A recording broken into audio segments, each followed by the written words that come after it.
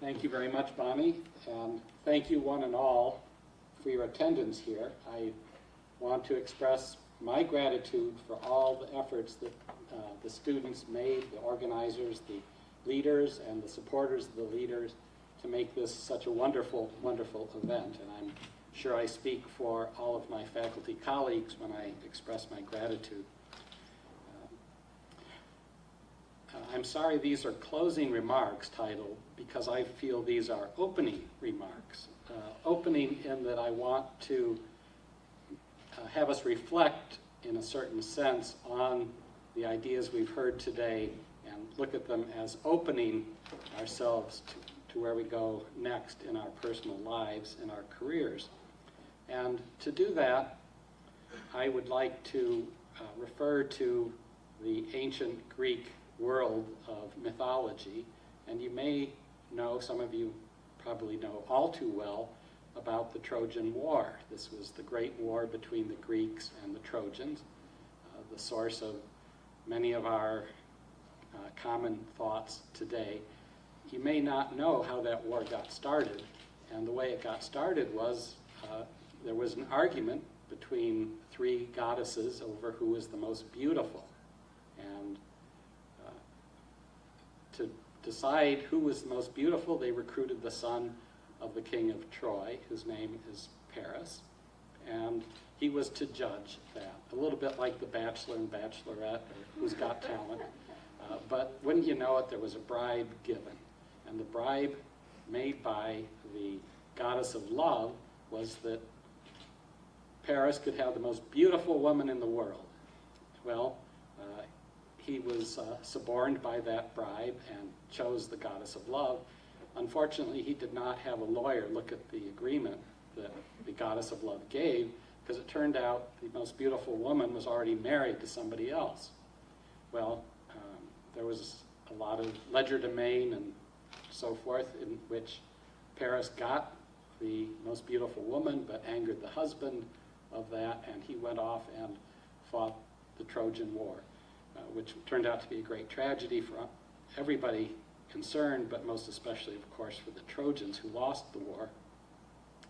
Well, the gods and goddesses got deeply involved because each one had different favorites among the warriors, and the way that they would get things done is they would go down from their home in Mount Olympus up in the heavens and appear in form before the human and talk to them and tell them. Or sometimes the most powerful of the gods, Zeus, would send his agent Mercury, and Mercury is the little fellow with the wings that delivers flowers today for FTD, but in those days he would take messengers back and forth. Well, why do I bring this up? It's to show you the power of imagination, the power of imagination of the ancient Greeks. When they thought about these superpowers, what would the most powerful person that you could imagine do, the god Zeus? Well, he would have a messenger that would take information back and forth really fast around the world and deliver it in person to the people. Well, that is their imagination. But think about our imagination today. We all have that power to, with WhatsApp and many of the other things we've talked about today, deliver information to other human beings. So in a sense, a very important sense, we have power actually greater than that of the ancient Greek gods that were in the imagination. So this is what their imagination produced in terms of communication, opportunities that they could only wish for and dream about. But today we have these things in our hands, and the importance for us today is to reflect on what do we do with this power.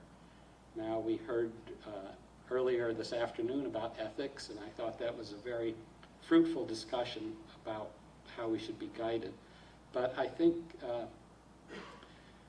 where the rubber hits the road, where this is important, is where you can imagine the next few steps in emerging media. Now, right now we have Facebook, where we are able to stay in touch with our friends, update them, and there are many other similar apps like that. But I see in the not too distant future that we'll have personal representatives, much as Zeus had Mercury to send Mercury out with messages. We'll have bots that will allow us to contribute little thoughts. Now, this is not imaginary in any sense, because already there are software programs that will take financial news from reports to the SEC, the Securities Exchange Commission, and it will write an artificial article saying, widget company reports earnings up by 6%. This was different than what the consensus estimate was of the market followers and so forth. It'll, without human intervention, write such an article, publish such an article, and other computer programs will, quote, read those news stories, and those things will move the market. So already the market is informed by artificial intelligence in this way. And I foresee the same thing happening with us. So not to pick on Jen Filialt in particular, but supposing I'm a friend of hers and she's against the wind farms and for the oyster beds. So without actually having to intervene, I would just have my bot write a nice little letter to the editor and some posts on Facebook in support of Jen's positions. Or if I didn't like her, in opposition to her positions. And it could even be set up so that whenever she writes something, much like we heard about China in the morning, my bot would write stuff against that, whatever it was she posted. So this, of course, is just an extension, just as Mercury was an extension of Zeus, of the powers that we'll have. But we already have similar powers just by dint of our own efforts. And so I would ask you to reflect how this will affect and how already these technologies affect our engagement with the political sphere, with public campaigns for or against various issues. And I'll highlight what I think is, for each of us, the most important thing: how do we relate to our real face-to-face relationships when we have all these online relationships? Now, I have done some interesting work on selfies and how the more people curate and invest in their selfies, put them online, discuss them with other people, the worse their relationship is with their romantic partner. So this is one example of how social media can have a pernicious effect on our daily lives. And so, as I say, this is a talk about opening issues about where you take your lives next in the light of these amazing and powerful new technologies that we've been studying for the past 10 months in the Division of Emerging Media Studies, and which each of us have lived with in our past lives before coming here today. So I guess what I would say is that we have now taken upon ourselves the power of gods, the power of imagination, the power to create new worlds for ourselves individually. And I invite you to reflect in my opening remarks on how you wish to use these powers in the days and years ahead. Thank you very much. My pleasure.